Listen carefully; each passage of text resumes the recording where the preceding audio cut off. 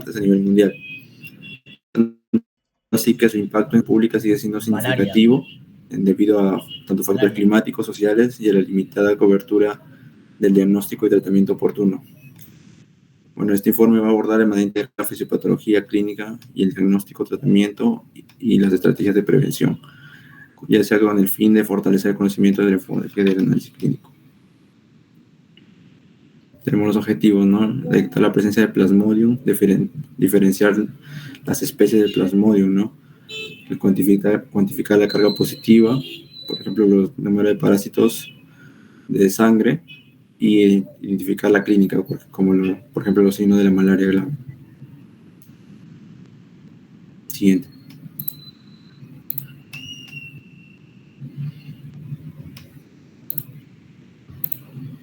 Siguiente. Dentro de generalidades tenemos la definición que, como ya lo dije, es causada por un parásito del género Plasmodium y se transmite por un mosquito hembra del género Anopheles, ¿no? Los síntomas van a ser escalofríos, fiebre, sudoración, por lo regular de 10 a 15 días después de la picadura del mosquito infectado, acompañado de cefalea y náuseas, ¿no? En sí va a haber 4 especies: la Plasmodium falciparum, el vivax, el ovale y el maliare. El falciparum teniendo complicaciones graves si no es tratada a tiempo. Dentro de esta hay el grupo de terciana, ¿no? Por la vivax, el ovale y la falciparum, que va a tener una liberación de merozoitos dentro de las 48 horas, y dentro del grupo de la cuartana, por ejemplo, el Plasmodium maliare, que va a liberar merozoitos dentro de las 72 horas.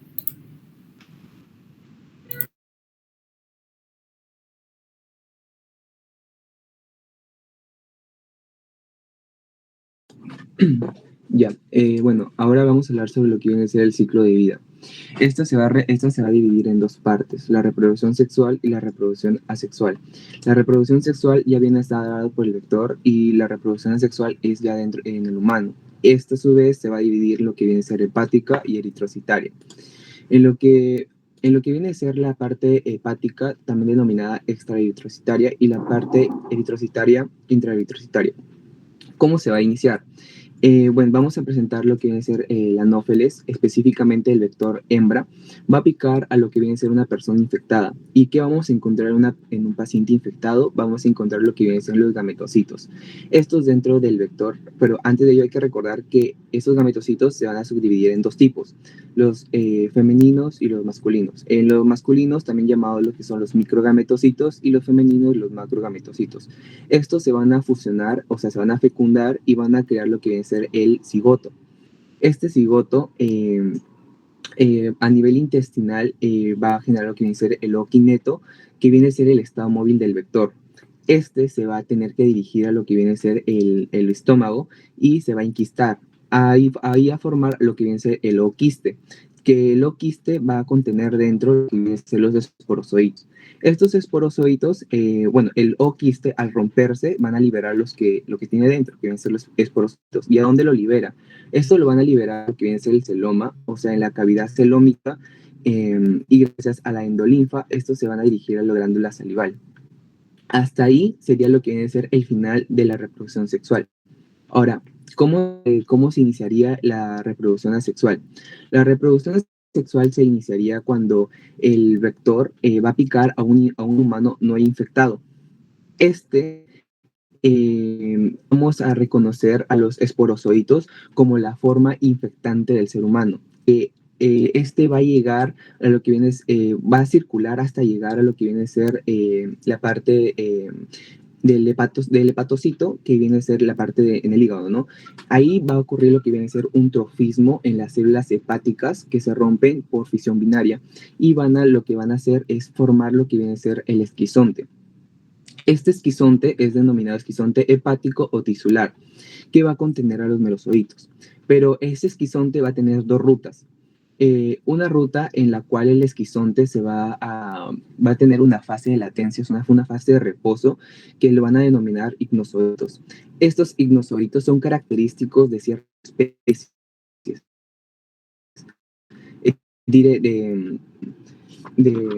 de cierta, claro, de ciertas especies como lo que viene a ser el Plasmodium vivax y el Plasmodium ovale, pero con menor frecuencia. Y estos son más responsables a lo que viene a ser las redes, se activan más que todo en las recaídas. Ahora, la siguiente ruta es va a seguir la ruta de la patogenia para romperse y liberar los merozoitos, los que contienen los esquizontes. Estos merozoitos pues, van a liberarse y van a captar lo que viene a ser un glóbulo rojo, y este se va a partir en lo que viene a ser el trofozoito, que es el primer estadio de la malaria en el glóbulo rojo. Y algo característico del trofozoito es de que con el parásito va a formar un anillo, ¿no? Y este se va a alimentar de lo que viene a ser la hemoglobina del eritrocito para seguir reproduciéndose. Entonces, este se va a transformar en lo que viene a ser un esquizonte intraeritrocitario, el cual va a contener los merozoitos. Y estos merozoitos, al seguir su reproducción, van a romperse y así mismo van a eh,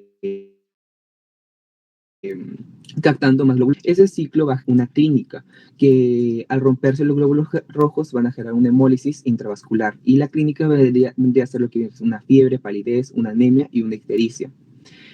Bueno, hay cierta parte que no siguen ese ciclo, y se van hay un grupo claro, ese no sigue a formar lo que viene a ser y va a formar lo que viene a ser algo no patógeno en el humano, que va a transformarse en lo que viene a ser gametocitos, y estos van a vivir lo que viene a ser un tiempo de vida de un glóbulo rojo, que son 120 días.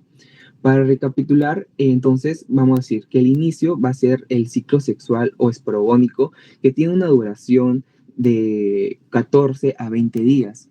La otra parte, el otro ciclo, que viene a ser el ciclo exoeritrocitario, va a tener un tiempo de duración de promedio de 12 días. Y lo que viene a ser la parte en la que el esquizonte se va a tener que romper para liberar merozoitos, y así sigue ese ciclo, va a tener en dos tiempos. El primero, que va a ocurrir en 48 horas, que viene a ser según la especie también de que ha infectado.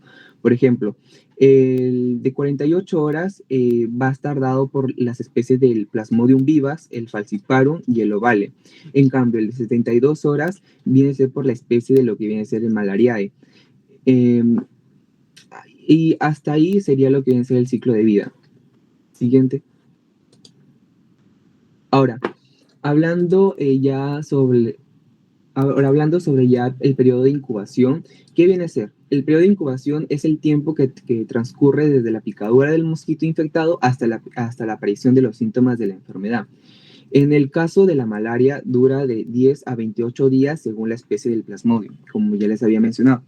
El tipo de malaria, por ejemplo, el Plasmodium falciparum, su tiempo de periodo está de 11 a 14 días. El Plasmodium vivax de 5 a 15 días y el Plasmodium ovale de 5 a 15 días y el Plasmodium malariae hasta 4 semanas.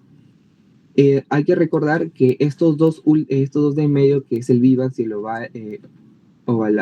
ovale, son dos tipos de especies que van a transformarse en lo que viene a ser ignozoitos, que es la forma de recaídas en lo que viene a ser esta enfermedad, ¿no? Siguiente.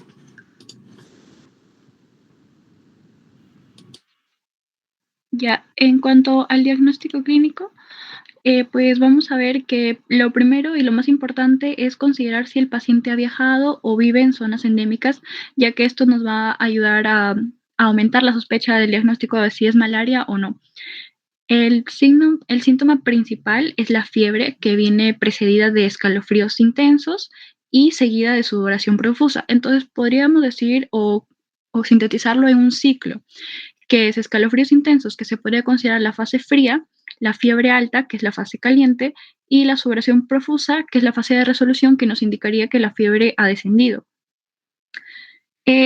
Pero la fiebre es intermitente, es decir, que puede suceder cada 48 o 72 horas, como también se ha mencionado antes. Esto de acuerdo al tipo de plasmodium. Por ejemplo, el Plasmodium vivax, oval y falciparum es cada 48 horas, es decir, al tercer día vuelven a surgir los síntomas y por eso se le conoce como fiebre terciana. Y en el caso del Plasmodium malariae sería cuartana, porque ocurre después de 72 horas, es decir, al cuarto día. Además de esto, pues también viene acompañado de cefalea, mialgias, malestar en general, y en niños en algunos pueden presentar tos o irritabilidad. Los hallazgos físicos, puede haber esplenomegalia, palpación, pero esto ya sea en fases crónicas de la malaria y pues puede presentar también un riesgo de ruptura. Siguiente.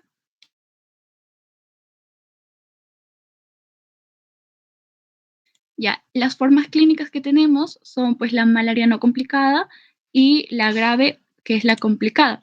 En la no complicada, pues vamos a ver simplemente que se presentan los síntomas ya dichos, pero no hay una disfunción de órganos ni otras alteraciones en los laboratorios. En cambio, en la que es grave y que es ya complicada, vemos que sí hay una disfunción orgánica y, por ejemplo, se presentan signos neurológicos, insuficiencia renal, hemorragia o acidosis grave. Y sobre todo en la que es la especie más grave, que es el Plasmodium falciparum. Bueno, para mencionar los grupos de riesgo para malaria, pues viajeros, ¿no? Sobre todo los que van los que son de zonas no endémicas. Y los niños menores de 5 años, también embarazadas y personas con VIH, puesto que pues su sistema inmunológico ya se ve comprometido. Ahora, en cuanto a promoción y prevención, de acuerdo a la norma técnica de salud para la atención de malaria y malaria grave en el Perú, pues la promoción de la salud está orientada a mejorar la salud de la población mediante pues acciones que están coordinadas con el Estado, la sociedad y pues otros sectores, ¿no? También puede incluir ahí la educación. En el caso de la malaria, vamos a actuar sobre los determinantes sociales de la salud, sobre las causas estructurales y las condiciones que van a generar la desigualdad y vulnerabilidad a las personas en esta enfermedad. Tenemos primero determinantes estructurales. Para esto, pues, se requiere un análisis del contexto socioeconómico, puesto que lamentablemente es evidente que si unas personas tienen un nivel socioeconómico más bajo, va a ser más difícil o más complicado sobrellevar la enfermedad que otras que no. También es fundamental que las autoridades de salud trabajen coordinadamente con otros sectores, como mencioné, el principal que sería la educación, y también se debe priorizar zonas vulnerables o con alta incidencia de malaria, enfocando ahí los programas para poder actuar y también incluyendo la economía y las políticas públicas. La siguiente. Luego tenemos determinantes intermedios. Pues aquí las intervenciones van a centrarse en reducir la exposición a grupos vulnerables, ¿no? Entonces vamos a añadir los accesos a servicios, ¿no? Vivienda, agua o educación, todo eso se debe implementar para disminuir el riesgo de contagiarse. También se necesita una acción intergubernamental coordinada y diferenciada según el grado de vulnerabilidad de la población. En general es fundamental la participación de diferentes actores sociales, ¿no? Los gobiernos locales, el personal de salud, escuelas y también incluso de la misma comunidad. La siguiente, por favor. Ya, ahora en cuanto a prevención, vamos a ver que, pues, de manera general, la prevención ya sabemos que se divide en prevención primaria, secundaria y terciaria. En cuanto a la primaria, pues busca evitar que ocurra la enfermedad con un control de los factores de riesgo. Y vamos a ver que está dirigida a las personas y también, digamos que al vector, que en este caso es el zancudo del mosquito Anopheles, como le he mencionado. En las personas, pues usar un tipo de ropa protectora, digamos que pues prendas de manga larga, pantalones, etcétera, y el uso de repelentes. También se recomienda el uso de mosquiteros que pueden estar o no impregnados de insecticida. También en las personas se recomienda colocar mallas en puertas y ventanas para evitar pues, el ingreso de este vector. Y en cuanto a las que están dirigidas al vector, pues principalmente eliminar criaderos, por ejemplo, pues los charcos o la maleza también, ¿no? Los desmontes. Y la fumigación intradomiciliaria, sobre todo antes de la temporada de lluvia, pues puesto que eso es principal criadero de los mosquitos. La siguiente. Ya, en cuanto a la prevención secundaria, pues busca detectar la enfermedad en etapas tempranas y brindar un tratamiento inmediato para evitar las complicaciones y más contagios. Y esto que va a ocasionar que se reduzca la duración y la prevalencia de la malaria. En cuanto a la prevención terciaria, esto es cuando ya la enfermedad le ha ocurrido a la persona, entonces lo que busca es reducir las secuelas y los ayuda a reincorporarse a las actividades cotidianas, a corregir prácticas de riesgo y también involucra tanto al individuo, su entorno familiar y social. Y en cuanto a las acciones de control, vamos a ver que en humanos, pues lo que se busca es una organización de servicios para el diagnóstico, un tratamiento oportuno, búsqueda activa de casos y seguimiento. Y en vectores tenemos dos, que es el control físico, que habla de la limpieza del entorno, obviamente sin afectar al medio ambiente, y el químico es un rociado residual con insecticidas a las viviendas, sobre todo de zonas endémicas, como digo, y en brotes graves. Bien, continuando con el diagnóstico, en el caso del laboratorio, se presenta el método de gota gruesa, que es el método de referencia más utilizado a nivel mundial para el diagnóstico de parasitología de la malaria. Esta técnica consiste en la recolección de una muestra de sangre capilar, generalmente de punción digital, que se deposita en el centro de una lámina portaobjetos sin extender para permitir la concentración de glóbulos rojos e infectados en una área reducida. Los materiales a emplear en esta técnica son láminas portaobjetos de vidrio limpias y secas, lancetas estériles o agujas capilares para punción, alcohol etílico al 70% y torunda de algodón, el colorante Yemsa, que es el más utilizado, una solución madre y tampón que tiene un pH de 7.2, agua destilada o buffer fosfato, gotero o pipeta, microscopio y cronómetro o temporizador para controlar los tiempos de tinción. Bien, el procedimiento comienza a llenar la solicitud de investigación diagnóstica con los datos del paciente y la fecha. Se debe emplear guantes protectores durante la extracción y la manipulación de la muestra de sangre. Se debe limpiar y desinfectar el dedo medio o anular del paciente con algodón ligeramente humedecido con alcohol. Siguiente, por favor. Posteriormente se va a frotar vigorosamente el dedo para estimular la circulación sanguínea y punzar la zona lateral de la yema con una lanceta estéril. Esta se va a desechar usando el contenedor de objetos punzocortantes y se va a aplicar presión suavemente sobre el dedo para extraer la primera gota y limpiarla con el algodón seco. Posteriormente se va a extraer la gota con un volumen de 6 a 7 microlitros y se va a colocar en el tercio superior de la lámina a 1,5 centímetros del borde. Después se va a utilizar la punta de una lámina auxiliar para homogeneizar la segunda gota con 3 a 6 movimientos circulares de adentro hacia afuera y de afuera hacia adentro, formando una extensión gruesa circular de 1 centímetro de diámetro. Para el procedimiento de tinción se usa el colorante Yemsa diluido en un tampón fosfato con un pH de 7.2. La tinción se va a dar de 10 a 15 minutos, luego se va a enjuagar con agua destilada y va a tener un secado vertical. Es importante saber que este no se va a fijar con metanol porque lo que se busca es permitir la hemólisis controlada de los eritrocitos y posteriormente se da la visualización en microscopio. También es importante recordar que para nosotros dar un resultado negativo, se debe revisar por lo menos 100 campos. Siguiente, por favor. Bien, en cuanto al análisis microscópico, se puede observar directamente las distintas formas evolutivas del parásito. En este caso, se pueden identificar los trofozoitos en anillo, que son formas jóvenes del parásito en su etapa intracelular, y se observan como anillos delgados con un punto rojo, que es un núcleo de cromatina y un citoplasma azul, y su presencia nos va a indicar una infección activa y en fase de multiplicación son característicos de un Plasmodium falciparum. También podemos identificar esquizontes, que son formas maduras del parásito con múltiples núcleos que representan la etapa previa a la ruptura del glóbulo rojo y su presencia va a indicar una fase avanzada de infección eritrocítica. Siguiente. Bien, en cuanto a... También presentan gametocitos, en donde corresponde a la forma sexual del parásito encargados de la transmisión al mosquito vector. En el Plasmodium falciparum tienen forma de media luna o banana, mientras que en otras especies son redondeadas. Su presencia indica que el paciente puede ser fuente de transmisión si es picado por un mosquito susceptible.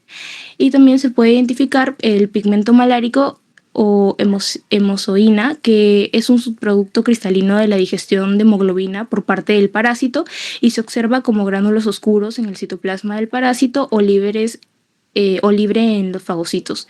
Sugiere una infección prolongada o intensa y se asocia mayormente con inflamación sistémica. En cuanto a los resultados, vamos a tener recuento parasitario según el sistema de cruces, en donde debemos dar un resultado como negativo después de revisar mínimo 500 campos microscópicos. Y si se observan menos de 40 parásitos en 100 campos, se registra el número de parásitos encontrados, y si se observan más de 40 parásitos, se usa la siguiente escala. Vamos a clasificarlo con una cruz de 40 a 60 parásitos en 100 campos.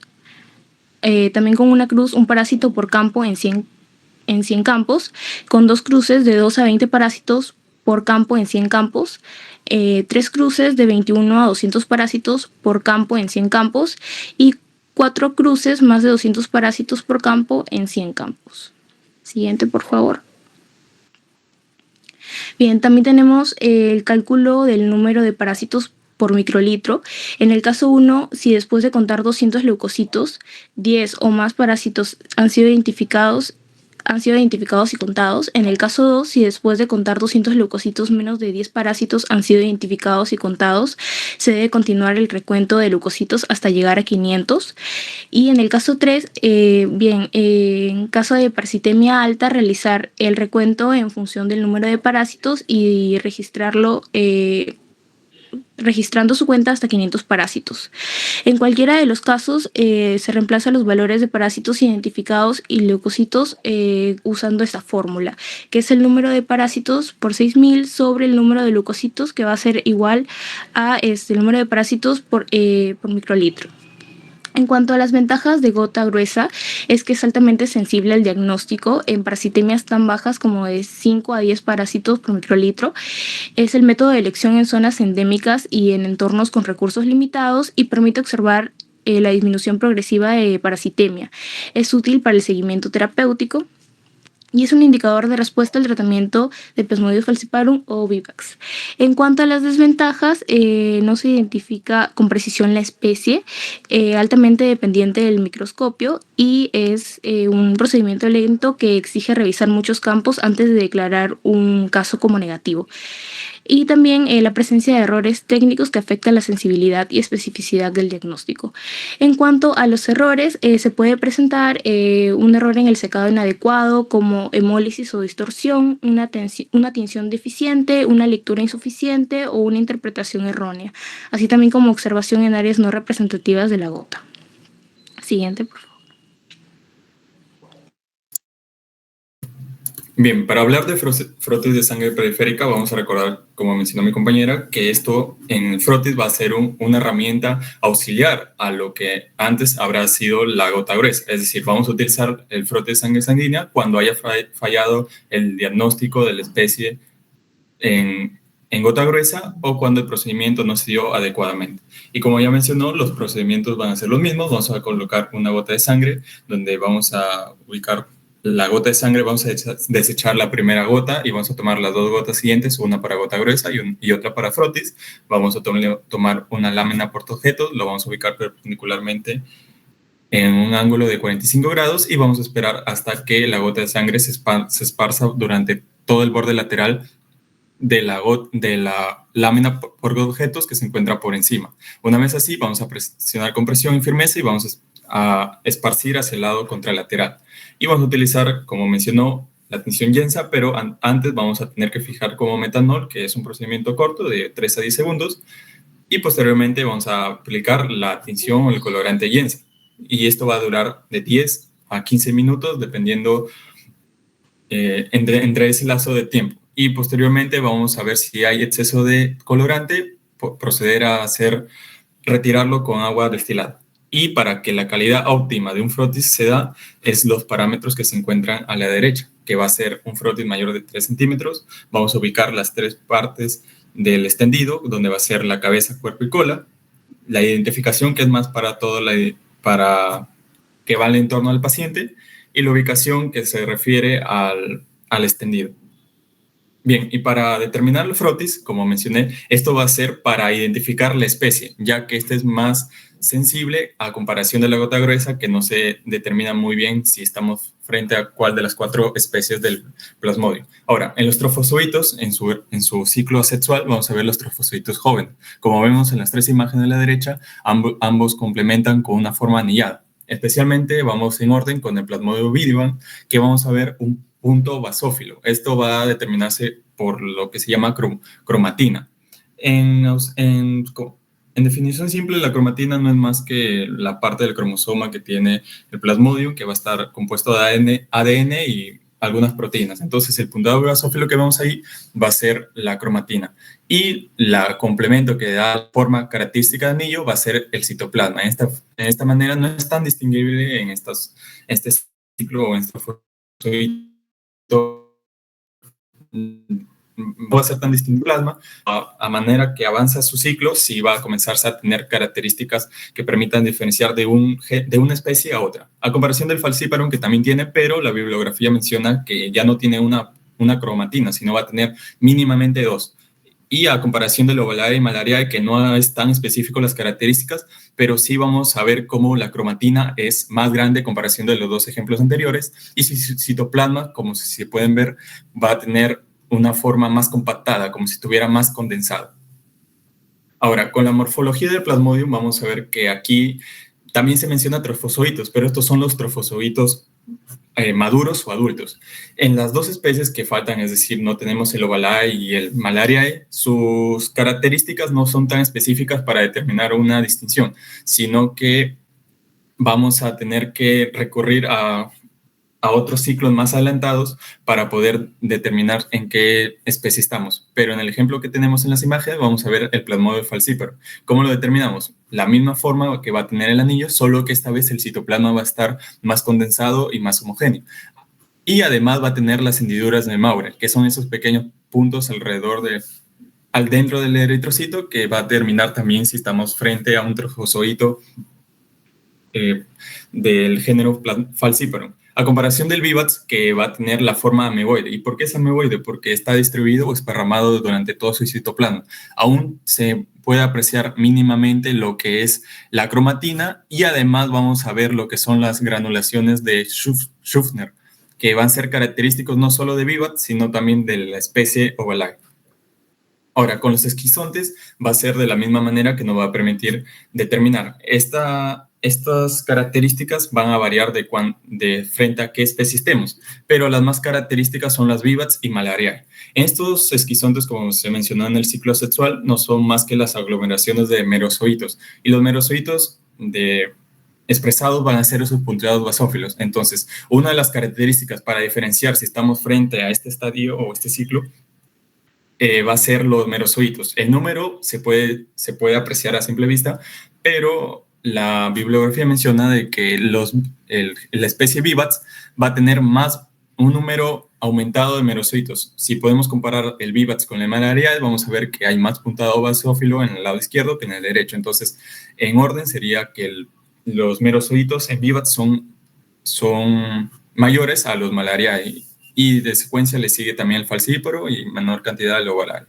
Y otra característica muy importante va a ser la pigmentación marrón central, es decir, los merozoitos se puede mencionar como que giran alrededor de la pigmentación marrón central, y esto es característico del Malariae. Como vemos en la imagen a la derecha, vemos en el centro una pigmentación central que no es más que restos de hemuzoína, y a comparación del vivax, que no se aprecia muy bien, pero está distribuido. Otra característica adicional que tengamos es que la coloración es más compactada en el vivax que en el Malariae. Y a las 2 faltantes, tanto el Ovalaria como falciparum, no es tan característico la clínica, el frotis, pero las diferencias son mínimas. Ahora, con los gametocitos, aquí también hay un problema, porque las características no son tan mencionadas, pero podemos distinguir respecto al personal médico que esté capacitado para hallar las características sensibles a cada especie. Principalmente aquí vamos a tener el que delea todo, va a ser el falciparum. Como ven en la imagen a la derecha, va a tener la forma alargada, es decir, si nosotros encontramos un eritrocito con una tinción o una forma alargada, vamos a determinar el diagnóstico que estamos frente a un falciparum por la misma forma, que que determina como forma semilunar o en forma de salchicha. Ahora, el problema va a ser cuando estemos frente en la frote sanguíneo, frente a un VIVATS, un ovalarae o una malarae, donde vamos a ver que las características a simple vista no son tan distinguibles, pero si vamos a lo que vemos, vamos a ver que la cromatina o el puntado que se ve en el ovalar en la segunda imagen va a ser más condensada, y otra adicional va a ser su forma. Esta tiene forma de huevo, un poco circular, a comparación del VIVATS, que no se aprecia muy bien, pero si podemos distinguir, va a tener una forma horizontal a comparación del ovalario. Y aparte, las granulaciones en el VIVATS van a ser más dispersadas y menos grandes a comparación del ovalario, y si hacemos recapitulación, vamos a ver de qué es así y por qué se está dando en esto. Es porque va a ser a más número de granulaciones. Ahora, la diferenciación, como mencioné, son todas las características que vamos a hallar en el frote sanguíneo, y cada estadio del ciclo va a determinar frente a qué estamos. Entonces, el cuadro a la derecha va a determinar cada características, y algunas son más específicas que otras. Es decir, el falcíparo tenemos la mayor especificidad cuando tenemos un gametocito en forma de semiluna, entonces podemos determinar el diagnóstico falcíparo. Cuando tenemos granulaciones de Schüffner, también podemos estar entre un VIVATS y un ovalarae, y eso va a determinar de la forma. Recordemos que el VIVATS se va a reconocer por la forma ameboide, y el ovalarae va a tener la forma de un lado, vamos a tener circularmente, y el otro lado va a estar fragmentado, como si estuviera en forma de cordillera. Y el malarae es el menos específico, pero va a ser reconocido por la roseta, y en medio va a tener una pigmentación de hemozoína muy característica y muy marcada.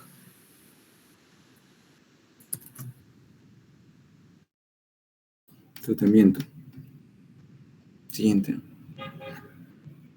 Bien, con respecto al tratamiento de la malaria complicada o grave, principalmente causada por lo que es el Plasmodium falciparum, va a requerir un manejo tanto rápido como agresivo en un entorno hospitalario, siendo de primera línea el artesunato intravenoso, por su superior eficacia y pues por menor toxicidad en comparación con lo que es la quinina. La dosis recomendada es de 2,4 miligramos por kilo al momento del diagnóstico, seguida de esta a las 12 y 24 horas, y luego diariamente hasta que el paciente pueda tolerar la terapia oral. En el momento en el que se completa un ciclo de 7 días con un artemisínimo combinado con otro antimalárico, como por ejemplo el artemeter lumefantrina. Si el artesunato intravenoso no está disponible, se puede usar la quinina, gluconato intravenoso en infusión lenta de 20 miligramos por kilo de carga de 4 horas, también seguido de 10 miligramos por kilo cada 8. En regiones con resistencia conocida, esta se debe considerar la combinación con clindamicina o doxiciclina, y en embarazadas este esquema se ajusta evitando tetraciclinas en el primer trimestre. Así que la recuperación va a prolongarse semanas, requiriendo un seguimiento posalta para detectar tanto recaídas como secuelas neurológicas. Siguiente. En la malaria, tratamiento de malaria no complicada, también que depende del tipo Plasmodium, causante de infección, la resistencia regional a los antimaláricos y el estado del paciente, por ejemplo, en embarazo, alergias, etc. Para la falciparum, en zonas de resistencia a la cloroquina, se va a usar esta a dosis de 10 miligramos por kilogramo, seguida de 5 a las 6, 24 y 48 horas. Pero en áreas con resistencia se prefiere pues la terapia combinada con artemisina, como por ejemplo el artemeter lumefantrina, a dosis de 4 comprimidos de 20 a 120 miligramos cada 8 horas por 3 días, o la dihidroartemisinina con piperaquina.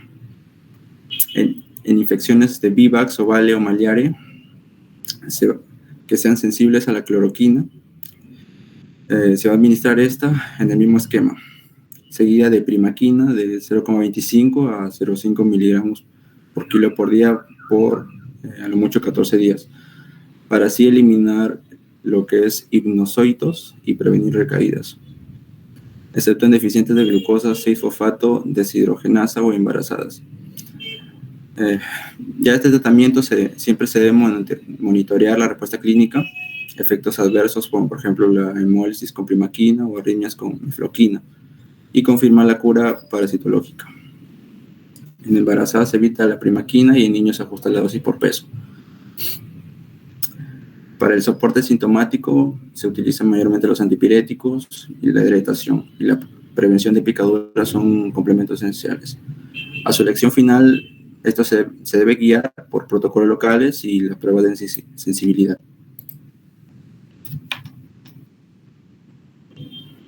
Siguiente.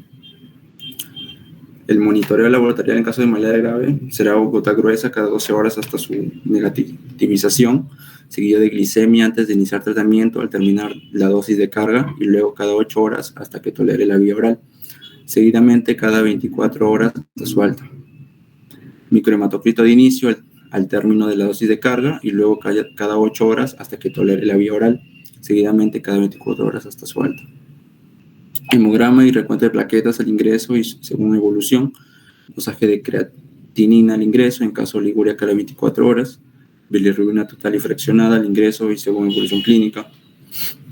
También la radiografía de tórax, ¿no? Ante manifestaciones de dificultad respiratoria y pues los gases arteriales y electrolitos al ingreso según evolución.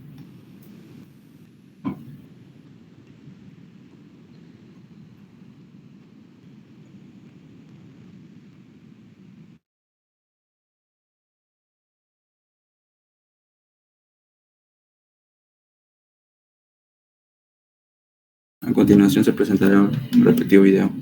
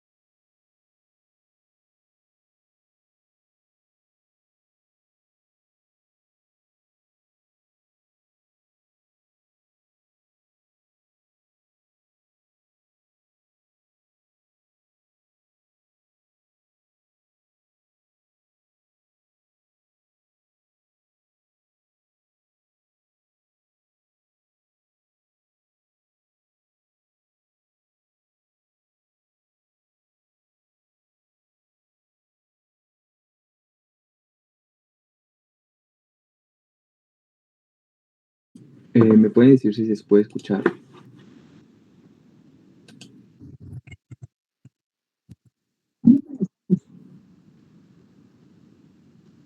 No, no se llega a escuchar.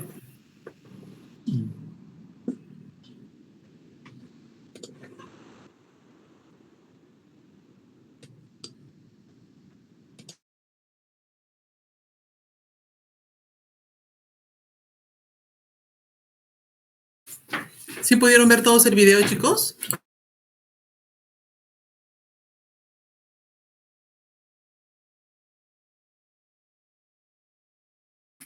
¿Me escuchan? Sí, sí se le escucha. Se observa, pero no se escucha, doctor.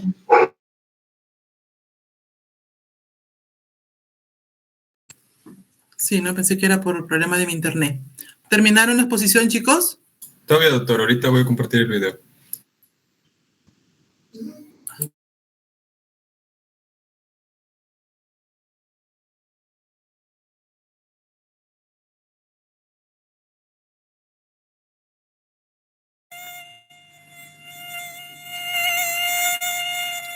Mide apenas 1 centímetro, pero su picadura puede transmitir la malaria o el paludismo, una enfermedad a menudo mortal. El mosquito Anopheles transmite un parásito del género Plasmodium que pasa al torrente sanguíneo y luego se aloja en el hígado de la persona afectada. Los agentes patógenos de la malaria con forma de varillas invaden las células hepáticas, se multiplican y las destruyen. Una sola célula del hígado infectada puede producir hasta 30.000 parásitos. La multiplicación es luego exponencial.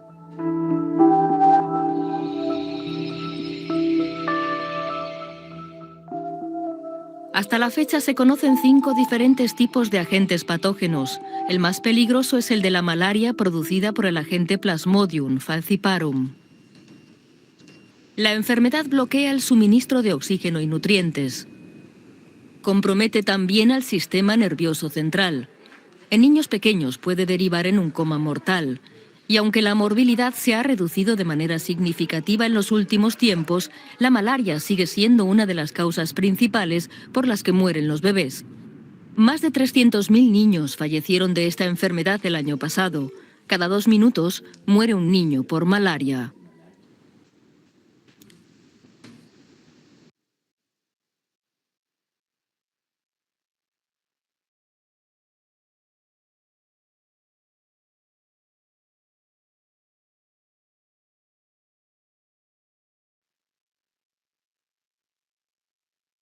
Ya, bueno, para concluir, podemos decir que la gota gruesa y el extendido obviamente nos permiten confirmar la presencia del plasmodium en sangre y es fundamental para el diagnóstico de malaria, como ya está explicado. También que la diferenciación de especies plasmodium permite orientarnos en un tratamiento adecuado y también prever posibles complicaciones. La cuantificación de parásitos nos va a ayudar a determinar la gravedad de la infección y evaluar la respuesta que tiene el paciente al tratamiento. Y finalmente, que las pruebas complementarias permiten identificar signos de malaria grave y complicaciones que estén asociados a esta, facilitando así una atención más precisa. Muchas gracias. Muy bien, jóvenes, muchas gracias. Entonces, si yo les pregunto cuál sería la prueba gold estándar para hacer el diagnóstico de malaria, ¿qué me responden ustedes? Gota gruesa. Ok, y entonces, si es la gota gruesa, ¿en qué casos vamos a utilizar las pruebas inmunológicas o el PCR, que también están descritas como pruebas para malaria?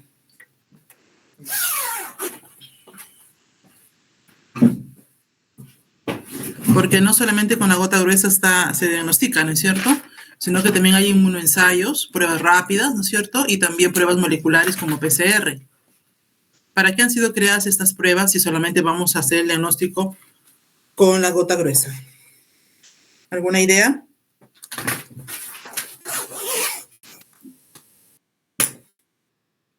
¿Alguna idea, chicos?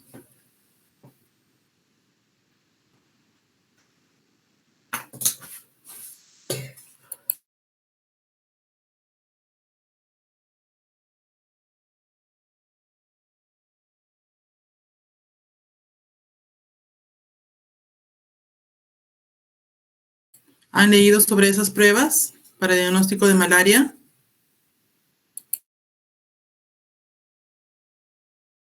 Sí, doctora. Las pruebas, tanto inmunológica como inmunofluorescencia indirecta, van a detectar lo que viene a ser los anticuerpos en el paciente y van a permitir seguir el curso de su producción y la evolución de cómo es la clínica del paciente.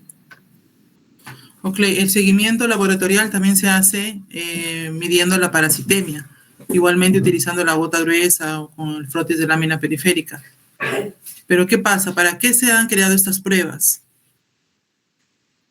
Se han creado estas pruebas porque hay casos en los cuales la parasitemia del paciente es muy baja y no se puede lograr visualizar a los parásitos ni utilizando el frotis ni utilizando la gota gruesa. Nosotros utilizamos gota gruesa porque justamente muchas veces en el frotis de lámina periférica no se observan parásitos, pero en la gota gruesa, como es una cantidad mayor de sangre y en la tecnología de la gota gruesa consiste en hemolizar con la punta de la otra lámina portaobjetos y permitir que los parásitos salgan de las células, de los glóbulos rojos y poderlas observar. Pero en muchos casos ni con la gota gruesa se pueden observar los parásitos porque la parasitemia del paciente es baja.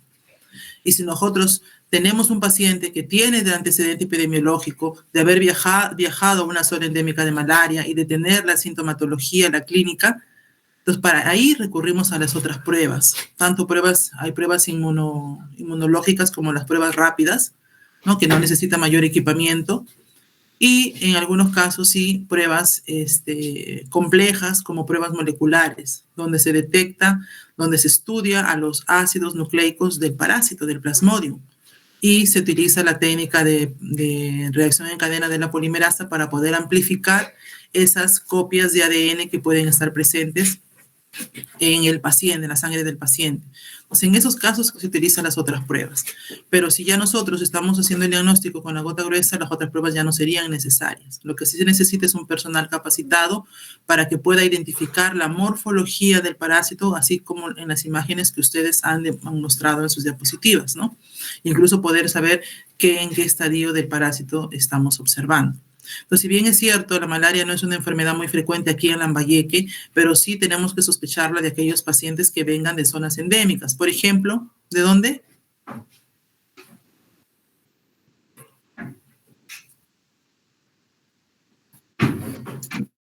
De la Amazonía.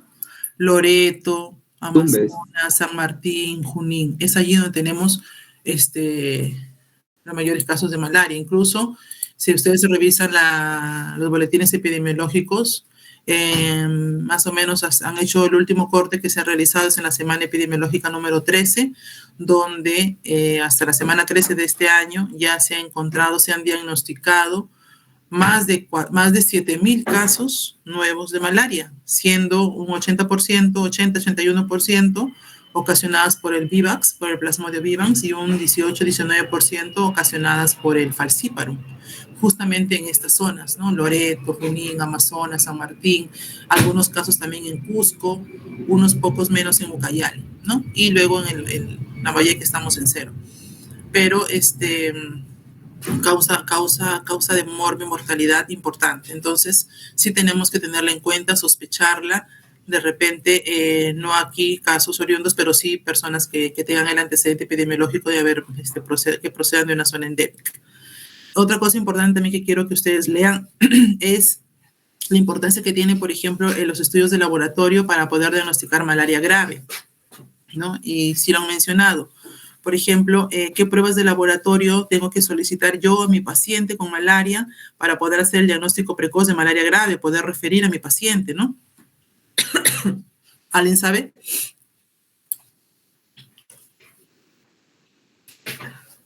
¿Qué examen de laboratorio me ayuda a mí a hacer el diagnóstico de malaria grave, ¿no? Ya tengo el diagnóstico de malaria por mi gota gruesa. Ahora, ¿qué exámenes de laboratorio tengo que pedirle al paciente para hacer el diagnóstico de malaria grave? ¿Alguien me dice, por favor?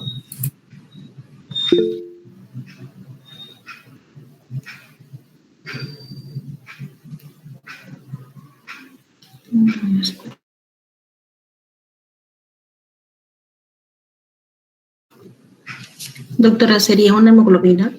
Ya que hay un riesgo de sangrado, ¿no? Para ver también porque algunos llegan a hacer una anemia. Entonces, verificar para poder ver si es que es, por ejemplo, uno de los signos de alarma es que tenga una hemoglobina menos de 7. Entonces, le solicitaré un hemograma. Un hemograma completo para saber también las plaquetas. Esperando encontrar anemia severa, ¿ok? Le pido recuento de plaquetas, esperando encontrar una plaquetopenia severa, menos de 50,000. Plaquetopenia, muy bien. ¿Qué otra prueba le pido a mi paciente? ¿Qué otra prueba le pedimos, aparte del hemograma? Ver el nivel de glicemia. Esperando encontrarla como para malaria grave. ¿Qué busco? Una hipoglicemia. Hipoglicemia, muy bien. ¿Qué más le pido? También gases arteriales para poder ver una acidosis, ya que también si el paciente cursa con una acidemia, también puede ser un signo de alarma.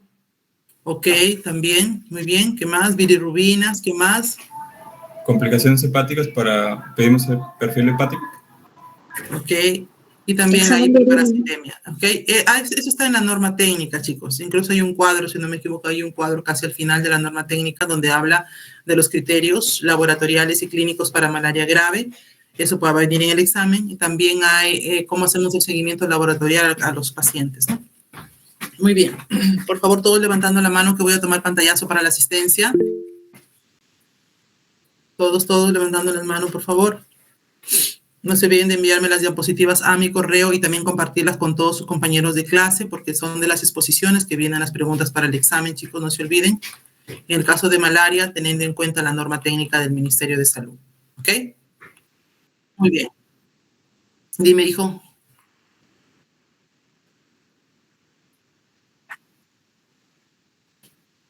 Los grupos para el producto ya están formados. A estas alturas no entiendo cómo me están preguntando eso. Los grupos se han formado al inicio del ciclo. Y se presenta mi correo institucional porque le voy a pasar Turnitin, no se imprime, no se presenta informe y ustedes creo que ya habían formado sus grupos. No sé, ya habíamos hablado de eso las primeras clases.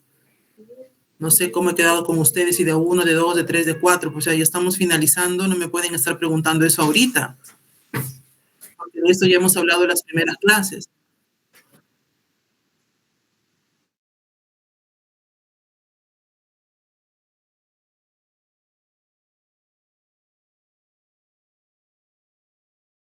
No te entiendo como a un tema referido, hijo.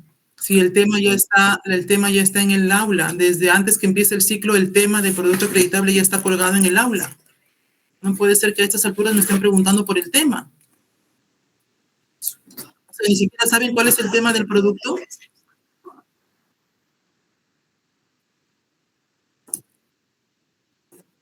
No, dile a tu compañera que vaya a su aula, descargue el archivo donde dice producto acreditable y que lea, y ahí está el tema, desde antes que iniciemos el ciclo. ¿Cómo de acuerdo al grupo, hijo? No te entiendo.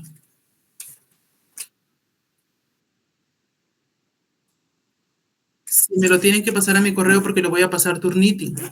Y que creo que habíamos quedado con usted que lo podían hacer grupal. Ya no recuerdo cómo hemos quedado con ustedes. Seguramente si lo quieren hacer individual, para mí no hay ningún problema. ¿Ok? Si lo quieren hacer grupal, no hay problema. La cosa es que me lo hagan bien hecho, que no sea copia y pega, porque va a pasar Turnitin, y que siga todos los pasos que están en el PDF que yo les he colgado en su aula virtual, de cómo deben hacer el artículo de revisión. Es más, les he pasado un modelo de artículo de revisión con el delegado, si no me equivoco, a todas las aulas.